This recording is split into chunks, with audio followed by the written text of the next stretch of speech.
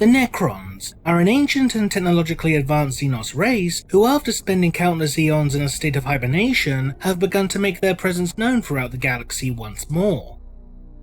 Millions of years ago, back when the Necrons were still beings of flesh and blood, the Necrontyr Empire held sway over a significant portion of the galaxy.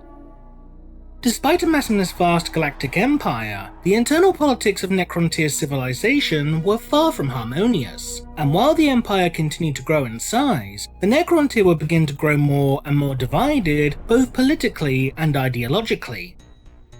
This would eventually result in the outbreak of multiple civil wars, known within historical records as the First Wars of Secession, as the many overlords and pharaohs of the various dynasties sought to claim more power for themselves or even their very independence. Seeking to bring unity and harmony to their people, the ruling council of the Necrontyr Empire, known as the Triarch, presided over by a being known as the Silent King, the supreme ruler of the Necrontyr Empire, decided to declare war upon another ancient and powerful race, the mysterious beings known as the Old Ones. The Triarch Council felt that this war against the Old Ones, known to future generations as the War in Heaven, would be the catalyst needed to restore unity and, in turn, peace to their people.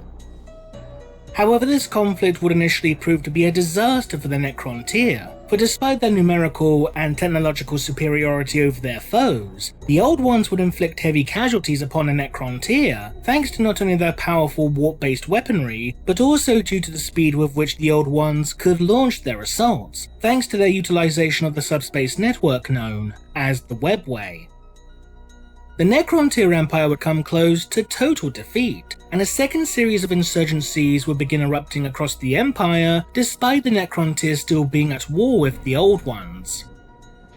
It was during this desperate and chaotic time that Jarek, the last of the Silent Kings, would strike a bargain with one of the godlike beings known as the Khitan, an entity known as Mephitran, or as it will come to be eventually known as, the Deceiver. The Deceiver stated that his race had also suffered defeat at the hands of the Old Ones, and desired to take their revenge upon their ancient enemies. In exchange for the aid of the Necrontyr, the Khitan would bestow Jarek's people with the gift of immortality. While Orican the Diviner, the king's royal astrologer, urged caution, Jarek would ultimately accept the Deceiver's offer and, as a sign of good faith, would have his people construct bodies made from a living metal known as necrodermis in order to house the essences of the Khitan. Little did the Silent King realize, however, that such a bargain would lead his race into damnation. Great bioforgers would work tirelessly day and night, producing the form which the immortality of the Necrontyr would take, mechanical bodies constructed from the same living metal used for the physical forms of the Khitan. As these forgers worked, the Khitan would gorge themselves upon the remains of the Necrontyr, growing stronger in the process. After being gifted with a new, more powerful body, the now mechanical form of Jarek would come to understand the severity of his actions. His people were now immortal, yes, but this immortality had come at the cost of their very souls. The Necrontyr had ceased to be, and in their place were constructs known henceforth as the Necrons. But was Jarek speaking literally when stating that the Necrons had lost their very souls, or could they in fact still remain in one form or another?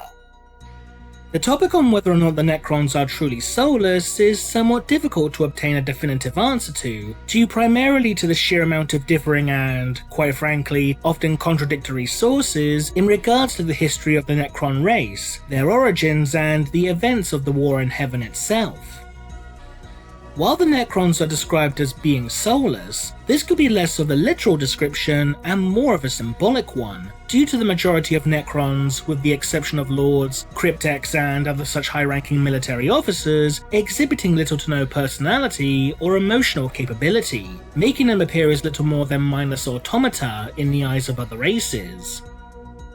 The 7th edition Necron Codex flatly states that the Necrontyr had made a devil's bargain with the Khitan, choosing to surrender their souls in exchange for immortality, which could very well be argued as being a direct confirmation of the Necrons being literally soulless. However, even when combined with Sharik's infamous quote about his people gaining immortality at the cost of their souls, the intended meaning of these statements could be that they were meant to be conveyed in a more metaphorical sense as opposed to a literal one, similar to how people today will use the term making a deal with the devil to describe undertaking an unsavory yet necessary course of action. Some have suggested that the C'tan had fed upon the very souls of the Necrontyr as the race underwent the biotransference process that transformed them into the Necrons. However, whether or not the C'tan actually consumed the souls of the Necrontyr is somewhat debatable, depending upon the source in question. For instance, the 3rd edition Necron Codex originally claimed that the C'tan simply devoured the discarded, lifeless bodies of the Necrontyr, with the short story Visions of the Sleeping God even stating outright that the C'tan known as the Void Dragon would not consume the souls of those beings offered up to it as a sacrifice by the Adeptus Mechanicus, allowing such spiritual energies to simply dissipate into the warp. The 5th and 8th edition codices, however, do state, albeit somewhat vaguely, that the C'tan fed upon the life energy of the Necrontyr during the biotransference process. While this life energy could arguably be a poetic description of souls in general, it is worth remembering that life energy and souls are two vastly different elements within living organisms. This is most notably illustrated with blanks, beings such as the Imperium's Sisters of Silence and Calixis assassins who are born without souls and, as a result, project a negative warp presence, which in turn renders them immune to the powers of psychers. Blanks can either be born naturally or artificially engineered, with a prominent example of the latter being shown with the ferrymen of the Grey Knight Space Marine chapter.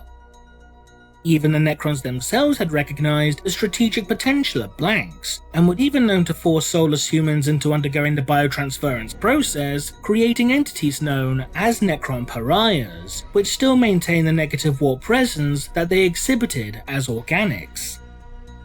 However, these pariahs have become incredibly rare, to the point where such beings appear to no longer exist within the ranks of the Necrons, having apparently been doomed to obscurity.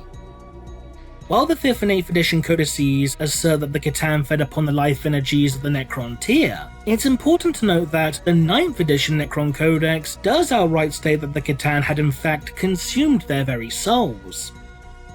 That being said, however, there is a possibility that some trace amount of a soul exists within the body of each and every Necron, even to this day. A somewhat unusual piece of evidence which may support this particular possibility comes from the story Sky Hunter, where an Eldari Hemlock Wraith Fighter aircraft unleashes its weaponry upon a squad of Necron immortals, as detailed with the following passage. The Hemlock Wraith Fighter was a weapon of terror, not one of war. He watched as one of the craft swooped low over a pack of lumbering Necron immortals who raised their double-barreled cannons to meet it with ineffectual gorse fire. The Hemlock's weapons flared, and though there was no sign of a discharge, Eralik heard a discordant wail, and the Necrons fell, like puppets with cut strings.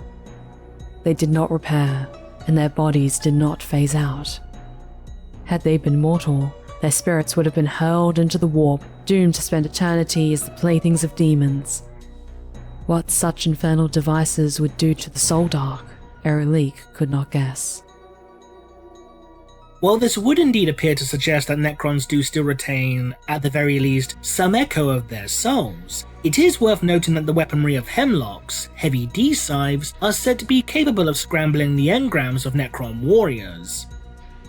But if this interference with Necron engrams is purely conjecture and speculation made by the Eldari themselves in regards to how the weaponry is able to affect the Necrons, then there is still a chance, albeit a minute one, that the Necrons have managed to retain at least a sliver of their souls.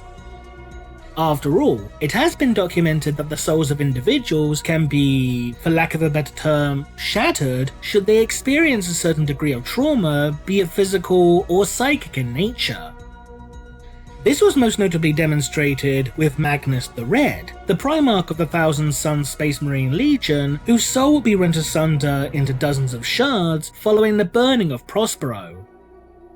As such, this would indeed appear to support the notion that some form of psychic echo or, at the very least, fragment of a soul does still remain within the bodies of the Necrons themselves. This idea is partially supported within the 7th edition Necron Codex, with the description given for Necron destroyers, as detailed with the following passage. Destroyers are consumed by a hatred for all life.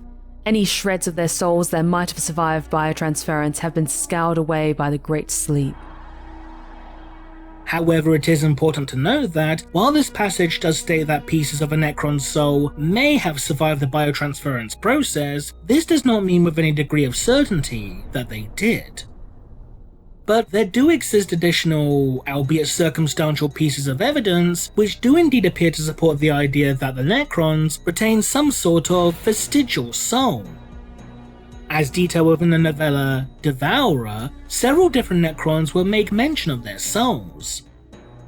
The cryptech Valnir, for example, after witnessing one of the Lich Guards succumb to the effects of the Flayer virus, would note that the affliction was clawing through the warrior's soul, while the Necron Lord Amrakia the Traveller, upon witnessing his warrior succumbing to the virus, would know that the curse was affecting their very souls, as shown with the following passage. Something about this tomb world was corrupting his warriors, drawing the Flayer curse to rewrite their already damaged souls and psyches. While these aforementioned examples could very well be metaphorical in nature, such as by regarding one's ability to experience emotional sensations and such as being synonymous with having a soul, if they were indeed referring to souls in a very literal and real sense, then this would indeed also reinforce the possibility that Necrons do still have some trace of a soul. In addition, as detailed within the 8th edition Chaos Space Marine Codex, a Necron warrior known as the Phasing Sword would also appear to demonstrate the existence of a soul. When the Phasing Sword faced off against the Chaos Champion Lucius the Eternal in single combat, the Necron, after cutting the Space Marine down, would take pride in his victory. However, upon doing so, the Phasing Sword would become possessed by the spirit of Lucius, allowing the Eternal to become reborn once more. The reason as to why this particular piece of information is so significant is due to the fact that whenever an individual takes pride or pleasure in killing Lucius, their soul will become bound to the Eternal's armor of shrieking souls, allowing Lucius to utilize their physical body as the instrument of his rebirth. Since Lucius was able to use the Phasing Sword to facilitate his resurrection, this would also suggest that something akin to a soul still exists within the bodies of Necrons. But regardless as to whether the Necrons are literally or metaphorically soulless, their legions will nonetheless tirelessly march into battle in order to destroy all who stand in their way. What do you think? Leave a comment below, and thanks for watching.